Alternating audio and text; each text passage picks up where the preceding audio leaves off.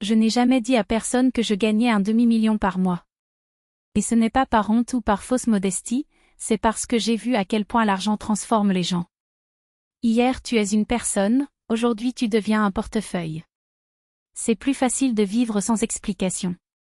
J'ai rencontré Dima il y a 1 an et après 12 mois ensemble, nous avons décidé de nous marier. Lui, un ingénieur d'usine, un homme de peu de mots, mais d'actions précises. Il réparait tout ce qui cliquait ou déclenchait, il adorait pêcher et manger des crêpes le matin.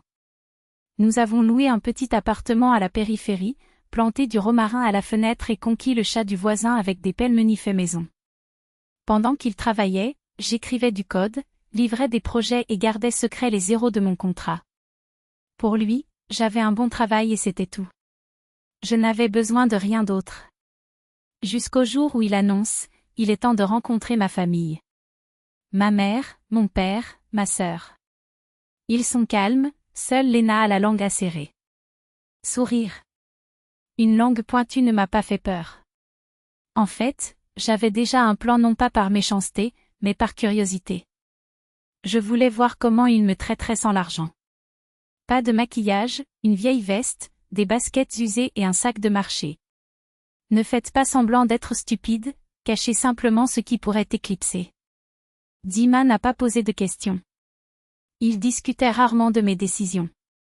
Nous avons acheté un gâteau, des fruits et du café. Il a appelé sa mère, nous sommes arrivés à 6 heures. Juste nous deux. Avec du gâteau. Pas besoin d'en faire trop. Samedi, la neige tombait comme un sucre impalpable, tourbillonnant au gré du vent. Nous avons monté 4 étages sans ascenseur. L'odeur des pommes de terre bouillies et de la soupe aux pois nous a accueillis avant même que la porte ne s'ouvre. Une femme aux mains fortes et aux cheveux noirs, vêtue d'un tablier, nous a accueillis, entrez, mon fils. C'était la mère. Derrière elle, un homme avec un journal à la main, son père et une fille en pull coloré Léna. Tout le monde nous regardait. Et qui est-ce ? Demanda la mère en serrant Dima dans ses bras. Irina.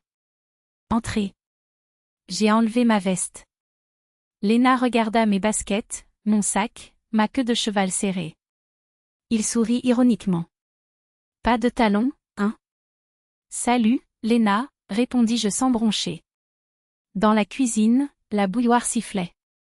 Soupe aux pois, poulet rôti, photo de Dima au mur, le premier jour d'école, avec les oreilles collantes, à l'obtention du diplôme, dans l'armée. Asseyez-vous, dit la mère. Comment s'est passé le voyage ? Le métro était-il bondé ? Normal, répondis-je.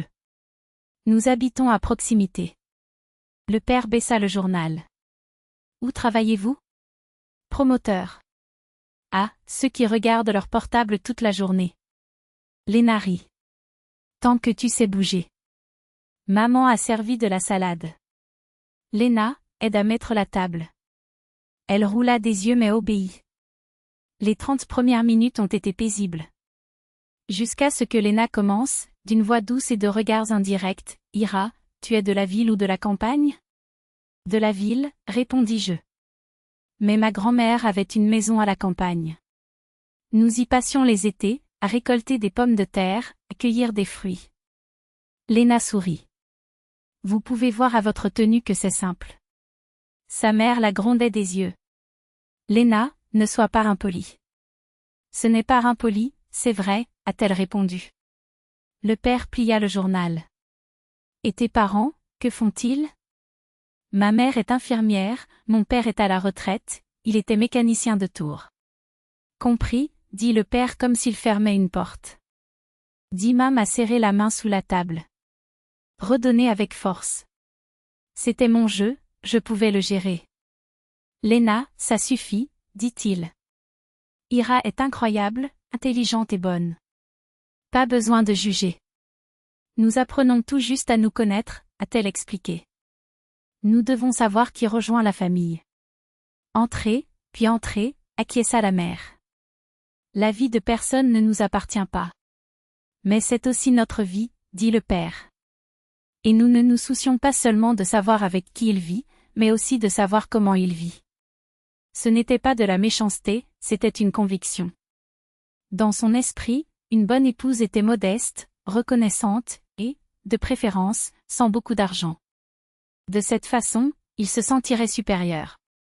J'ai raconté des histoires sur nos week-ends, réparer le robinet, faire du patin à glace, se disputer pour savoir quelle recette de pilaf était la meilleure. Léna entendit, appuyer sur la table, faire des commentaires secs, les sols ne grincent pas chez moi, c'est mon père qui les faisait. Pas comme ceux que je loue. Je n'aime pas patiner, les gens tombent. Le pilaf fait grossir, aujourd'hui tout le monde ne pense qu'à l'alimentation. La mère fit semblant de ne pas entendre, servit encore de la salade, repoussa le pain, mange, tu es pâle. Elle regarda son fils avec ce mélange de fierté et d'inquiétude que seuls les mères ont. Jusqu'à ce que Léna dise, Ira, et le projet est d'avoir des enfants? Pour nous, c'est important de le savoir. Dima est notre fils unique.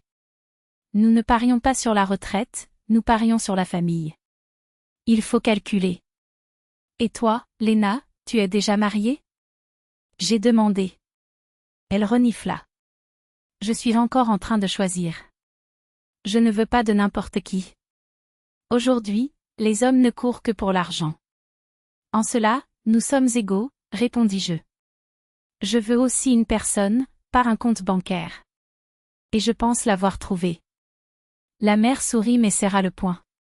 Le père baissa le journal, le releva. Je suis allée aux toilettes. Eau froide sur les tempes.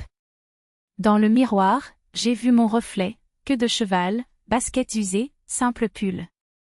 Pas d'armure. Je pourrais partir maintenant et faire taire tout le monde avec des chiffres et des contrats. Mais ce n'était pas la victoire que je souhaitais. Je voulais que Dima voie sa famille telle qu'elle était. Et qu'il me voie là, parmi eux, sans masque. Quand je suis revenue, maman coupait le gâteau. Léna a fait comme si de rien n'était. Le père a demandé, alors, Dima, cette histoire de ta récompense? Tu vas la couper ou pas? Ils ne vont pas le réduire. Ils parlent même de l'augmenter. C'est ça, approuva le père. Un homme qui est un homme entretient son foyer. Une femme s'occupe des enfants et du foyer. Comme cela a toujours été le cas. Père, interrompit Dima, aujourd'hui les choses sont différentes. C'est différent pour ceux qui ne savent pas vivre correctement, a-t-il répondu. Femme à la maison, homme au travail. C'est à vous de décider. Nous nous sommes retournés, dit fermement Dima. Et puis ce que je n'avais pas prévu est arrivé. Quelqu'un frappa à la porte avec insistance. La mère avait peur. Qui sera-ce maintenant? Léna jeta un coup d'œil par le Judas et cria avec enthousiasme, c'est tante Galia. Une femme avec un chapeau volumineux et des joues rouges entra, portant un sac. Et celle-là, qui est-elle? Ne me dis pas que c'est la mariée. Tante Galia n'a pas perdu de temps. Bientôt, il remplit le couloir de sa voix aiguë, comme s'il voulait que les murs fassent écho à chaque syllabe. Où as-tu eu ça, Dima? Où est ta fierté? Regarde ces baskets. On dirait qu'elles viennent tout droit de la ferme. Elle secoua la tête, comme si le sort de son neveu était une tragédie annoncée. Le fils de Larkin a épousé une fille de famille, avec une voiture importée et un appartement dans le centre. Et vous? Avec celle-là, qui ne s'habille même pas correctement. Le silence qui suivit fut épais, comme l'air avant une tempête. Dima se releva lentement, comme si chaque mouvement pesait une tonne. Les yeux de Léna s'écarquillèrent, la cuillère toujours en l'air. Le père plia le journal en un cylindre serré, les jointures blanches de tension. La mère ouvrit la bouche, la referma, passa sa main tremblante sur son tablier, comme pour essayer d'effacer les mots qui résonnaient encore dans l'air. Tante Galia, dit Dima d'une voix basse mais coupante comme une lame. Vous êtes chez moi. Et ici, on ne parle pas comme ça. Elle haussa les épaules, comme s'il s'agissait d'une mauvaise blague. Oh mon garçon, ne t'énerve pas. Je te préviens juste, elle est trop simple. Tu verras, bientôt tu la porteras sur ton dos. De nos jours, une femme doit savoir se comporter. Encore un mot, continua Dima, et vous sortez par la porte par laquelle vous êtes entré. La tante recula, surprise. Oh, d'accord, d'accord. Je voulais juste le meilleur pour toi. Le mieux pour moi, répondit-il, c'est que tu respectes mon choix. Et puis il s'est approché de moi, posant sa main sur mon épaule avec une fermeté qui m'a fait oublier le reste du monde. Ce n'est pas à cause de la robe, ce n'est pas à cause des talons. C'est parce que c'est elle. Et c'est moi. Et ça suffit. Quelque chose en moi s'est effondré, pas la douleur, mais ce nez qui me serrait la poitrine depuis mon arrivée. Je sentais seulement la chaleur de sa main, le poids de sa présence. Le reste, les regards, les murmures, la voix de tante Galia qui marmonnait encore quelque chose à propos de Bramatolona, tout semblait lointain, comme si nous étions sous l'eau. La mère a alors pris la parole. Faible, mais avec une clarté qui coupe l'air. Galia. Il arrive.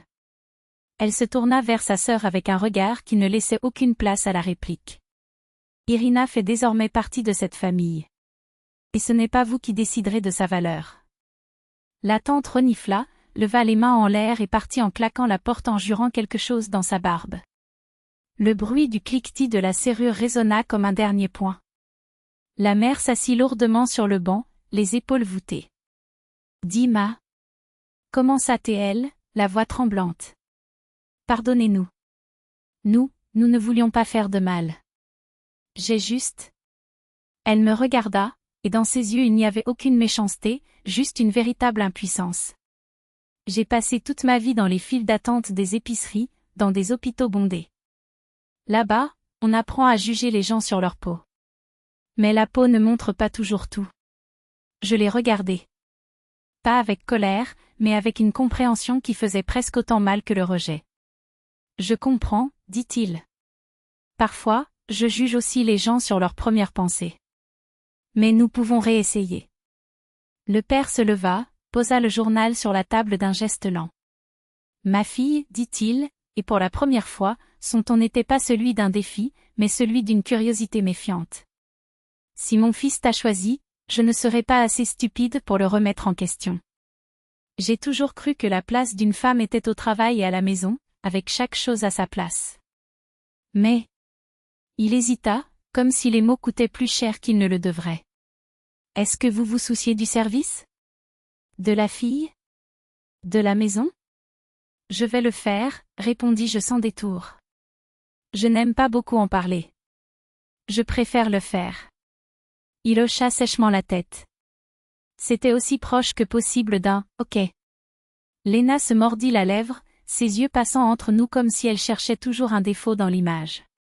C'est quand même étrange, marmonna-t-il. Cette peau horrible, ces ongles courts, pas de maquillage. Sa mère l'interrompit d'un geste vif. Assez, Léna. Nous avons mangé le gâteau en silence. Le bruit des cuillères raclant les assiettes, le bourdonnement de l'ascenseur dans l'immeuble voisin, le miaulement lointain d'un chat dans la rue. La neige griffait la fenêtre comme si elle essayait de pénétrer à l'intérieur. Il est temps, dit Dima en me regardant. Allons-y? Allez, répondis-je. Dans le couloir, il m'a aidé à enfiler mon manteau. La mère lui tendit un paquet de pain aux olives et une tarte. Prends-le, dit-il. Ne discute pas. Et puis, avec un soupir, Irina, ne nous juge pas durement. Nous apprenons. Comme nous savons le faire. Nous apprenons aussi, répondis-je. Et je ne les juge pas. Je demande seulement la même chose. Le père tendit la main et serra la mienne avec une force inattendue. Léna se tourna vers le miroir, mais pas avant de voir l'étincelle dans ses yeux. Ce n'était pas des larmes, juste la confusion de quelqu'un réalisant, pour la première fois, que le monde n'est pas aussi simple qu'il l'imaginait. Nous sortons vers les escaliers. Dehors, la neige s'était transformée en grésil, petit et pointu comme des cailloux. Nous avons marché jusqu'à l'arrêt de bus sans rien dire. Jusqu'à ce que Dima brise le silence. Tu pensais que je ne te défendrais pas. Je savais que tu te lèverais, répondis-je. Mais d'abord, je devrais d'abord prouver que je le méritais. Il fronça les sourcils. Quel papier? J'ai pris une profonde inspiration. Le moment était venu. Pas pour impressionner, pas pour blesser, juste pour qu'il n'y ait plus d'ombre entre nous. J'ai de l'argent, dit-il. Très. Et j'ai décidé de le cacher exprès, pour voir comment les gens agissaient quand ils ne le savaient pas. Vous étiez honnête. Ta mère aussi. Ta sœur, eh bien, la vie lui apprendra. Mais ta tante peut rester devant la porte. Dima s'est arrêtée, s'est tournée vers moi. Comme 50 000. Par mois. J'ai un appartement en construction, une voiture simple, mais la mienne, et une réserve pour les mauvais jours. Je n'aime pas me montrer. Je ne veux pas que les gens voient les chiffres uniquement lorsqu'ils me regardent. Je veux qu'ils voient. Je fis une pause.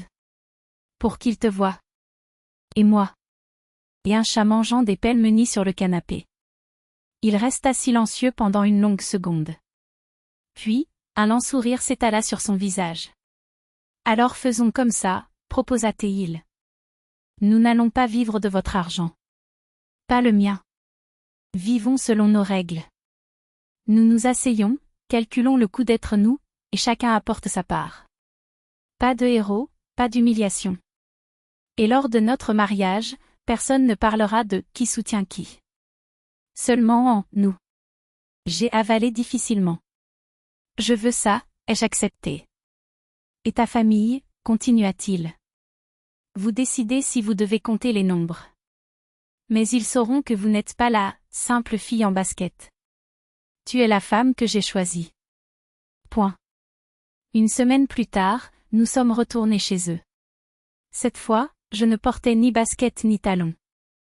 Juste moi bottes ordinaires, pull, cheveux lâchés, pas de théâtre. Léna me regardait avec moins de dédain. Le père a même essayé de discuter de la place d'une femme, mais la mère a frappé la table avec sa cuillère. Assez, mon vieux. Ne le gâche pas. Il sortit une enveloppe de sa poche. Ce n'est pas un chèque, expliquai-je.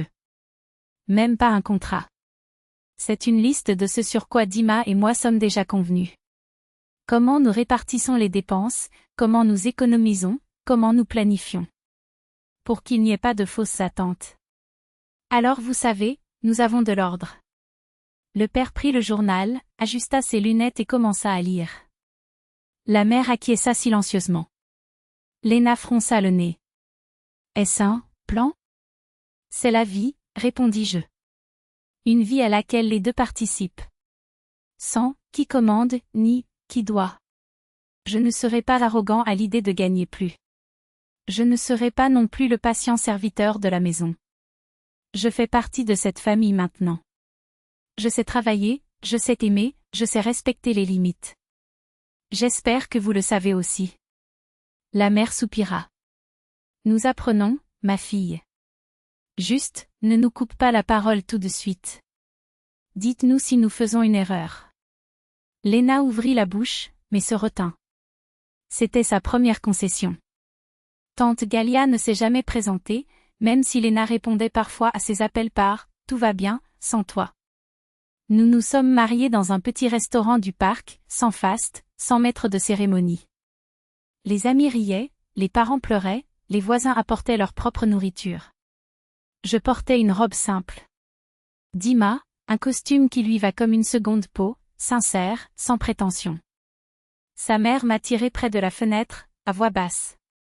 Pardonnez-moi pour ce jour. Je pensais que je protégeais mon fils. J'ai écouté. Nous nous sommes tous protégés les uns les autres. Nous ne savions tout simplement pas comment le faire correctement. Maintenant, nous en savons un peu plus, dit-il. Le père s'approcha avec un bouquet d'œillets. Ici, je l'ai choisi moi-même. Je ne sais pas lesquelles sont à la mode, mais celles-là sont résistantes. J'aime les fleurs résistantes, répondis-je. Léna arriva la dernière, avec un sourire trop forcé. Alors, fille riche, comment ça se passe? Il a joué ou essayé? Je plaisante. Aucune méchanceté. Elle bougea inconfortablement. À ce moment-là, j'ai vu en toi tout ce que je n'aimais pas chez moi. Et j'ai décidé d'attaquer. Désolée. Si tu peux. Je peux, dis-je. Ne me traite pas de riche. Cela ne définit pas le respect. Elle hocha la tête. D'accord. Alors je vais le dire différemment, vous êtes de bonnes personnes. Et je vais essayer de ne pas y mettre les pieds. Nous nous sommes embrassés gênés, mais vrai. Et nous passons à autre chose. Nous travaillons. Le week-end, Dima réparait des meubles, je faisais du pain. Nous créons un budget familial et des comptes personnels. Chaque mois, une partie allait à la réserve commune, une autre, pour aider ses parents, médicaments, petites réparations. C'était notre décision. Parce qu'il ne s'agit pas de savoir qui a le plus. Il s'agit de savoir qui est le plus. Et nous, petit à petit, apprenions à l'être. La vie nous a façonnés, comme l'eau sur la pierre. Pas soudainement, mais avec une patience que seul le temps possède. Et ce qui semblait auparavant dur, les silences de la belle-mère, les provocations du beau-père, les regards obliques du quartier, est devenu familier, comme l'odeur du pain brûlé qui insiste pour rester dans la cuisine ou le grincement du fauteuil à bascule de Paulina. La mère de Dima, celle-là même qui me mesurait les yeux plissés les premiers mois, a commencé à m'appeler non seulement pour me demander des recettes, mais aussi pour me raconter des choses. Irina, aujourd'hui, la voisine de la 3e entrée m'a dit que tu étais trop silencieuse pour être intelligente. J'ai ri. Parce que ceux qui se taisent écoutent, et tu écoutes plus que tous ensemble. Ces histoires de marché, de files d'attente interminables dans le vent sibérien, de nuits blanches à côté des lits d'hôpitaux, étaient des leçons déguisées en bavardage. J'ai appris que sa méfiance n'était pas contre moi, c'était l'armure de quelqu'un qui porte sa vie sur ses épaules comme un fardeau trop lourd pour baisser sa garde. Mais elle est tombée. Lentement, comme quelqu'un qui dénoue un nœud avec des doigts tremblants. Avec le père de Dima, les choses étaient différentes, nos discussions devenaient un rituel. Lui, avec son café noir et ses vérités absolues sur l'homme qui devrait être le soutien de famille, moi, avec mon thé à la camomille et l'entêtement de quelqu'un qui croit que le partenariat ne consiste pas à partager le poids, mais à le porter ensemble. Nous ne sommes jamais parvenus à un consensus et cela, étrangement, nous a rapprochés. Parce que se battre sans haine est une forme d'intimité. Nous avons appris à ne pas être d'accord sans gâcher le dîner, à rire de nos propres arguments lorsqu'ils semblaient ridicules le lendemain. Un jour, après une de ces « batailles », il m'a regardé par-dessus ses lunettes et a grogné « Tu es ennuyeux à souhait, mais au moins tu n'es pas faux. » Je l'ai pris comme un compliment. Léna, oh, Léna. Elle a trouvé un emploi dans un magasin de vaisselle, ces belles pièces de porcelaine qu'elle manipulait comme s'il s'agissait de ses enfants. Le soir, elle suivait des cours de décoration d'intérieur. Je suis rentrée à la maison avec des magazines froissés, en montrant des photos de salle à manger. Ira, c'est une friperie ou c'est du style? Parce que si c'est une friperie, je l'achèterai demain. J'ai ri, j'ai ajusté les images sur le mur avec elle et elle m'a remercié comme si je lui avais donné le monde. Jusqu'au jour où, entre une tasse de thé et une autre, il me dit, tu sais, quand je t'ai vu pour la première fois, je pensais que tu étais un de ces gens qui avalent des grenouilles et des sourires. Maintenant je sais qu'on avale que ce qui est bon. C'était la première fois que je la voyais pleurer sans qu'elle soit en colère. 2 ans plus tard, Paulina est arrivée. Elle est venue au monde en criant, comme quelqu'un qui sait déjà qu'elle aura besoin d'être entendue, et elle ne dormait que collée à ma poitrine, comme un escargot têtu. Le berceau de l'arrière-grand-mère, fait de bois sombre et sentant la naphtaline, se balançait sous son poids et celui de toutes les femmes de la famille qui, avant moi, y avaient bercé leurs peurs et leurs espoirs. La mère de Dima, aujourd'hui grand-mère aux mains agiles, tricotait des chapeaux ridicules pour sa petite fille et préparait des biscuits en forme d'animaux que personne ne reconnaissait. C'est un éléphant, Polinka, a-t-elle insisté, tandis que la jeune fille mordillait avec brio l'oreille de l'éléphant. Un jour, alors que Paulina somnolait sur le canapé, elle m'a regardé avec les yeux humides de ceux qui comprennent enfin, merci. Pas pour l'argent. Pour ne pas nous jeter comme des ordures. Vous auriez pu. Vous auriez pu nous laisser dans le noir, avec notre honte et notre fierté pourrie. Mais vous nous avez entraînés dans la lumière. C'est rare. J'ai juste répondu, je voulais juste que nous soyons une famille. Je l'ai vraiment fait. Elle hocha la tête. Parce que certaines choses n'ont pas besoin de plus de mots. Et oui, nous étions une famille. Pas celle qu'on voit dans une publicité pour la margarine, mais celle qu'on crée quotidiennement, avec Léna qui débarque à l'improviste pour peindre le mur du salon d'un bleu douteux, c'est du carrelage de Lisbonne, Ira. Ce n'est pas bleu, c'est la culture, avec le père de Dima qui apprend à Paulina à enfoncer des clous dans des planches de bois, ce n'est pas pour les garçons, grand-père? C'est pour tous ceux qui ont une main, ma fille, avec sa mère qui m'apprend à faire des conserves, là de la bonne manière, c'est-à-dire avec 3 fois plus de sel que j'en ajouterai. Dans la rue, je rencontrais parfois tante Galia. Oh, comme Paulina a grandi. Regarde ses jambes, comme celles de sa mère quand elle était jeune. Et j'ai souri, même lorsqu'elle a ajouté, avec ce ton de quelqu'un qui lui rend service, tu es simple, Ira. Et c'est bien. Mieux vaut être simple que d'être stupide. Avant, j'aurais riposté. Maintenant, il a juste fait un signe de la main et a suivi. Parce que j'ai appris que les paroles des autres sont comme le vent, elles n'emportent que ce qui est déjà lâche. Ce qui est à moi mon silence, ma maison, ma place à table personne ne me l'enlève. 3 ans plus tard, nous avons acheté un appartement plus grand, à proximité du parc. Pas par ostentation, mais parce que Paulina avait besoin d'espace pour courir, Dima avait besoin d'un atelier pour ses projets de menuiserie, et moi, eh bien, j'avais besoin d'une cuisine où puisse tenir la table dont je rêvais, où tout le monde puisse tenir. Nous avons tout rénové de nos propres mains, Dima a changé le câblage, accroché des étagères, sauvé une fenêtre en chêne centenaire qui gémissait chaque hiver, c'est du vrai bois, Ira. Tu ne peux pas le jeter. J'ai conçu l'aménagement, choisi les couleurs, négocié avec le fabricant de la cuisine. La mère de Dima nous a donné un ensemble de casseroles en cuivre, celle de ma grand-mère. Pour que vous puissiez les remplir de nourriture. Elena a disposé les étagères avec des livres et des vases comme si elles composaient un tableau. Même le père de Dima est apparu avec une règle en aluminium trop longue et a annoncé « Je vais t'apprendre à utiliser un niveau ». Parce qu'un mur de travers, c'est comme une dispute non résolue, il revient toujours te hanter. Ainsi, entre courses et rires, nous avons lissé non seulement les murs, mais aussi les bords qui restaient encore entre nous. Pas parce que nous sommes devenus riches. Mais parce que, enfin, nous avions appris à parler.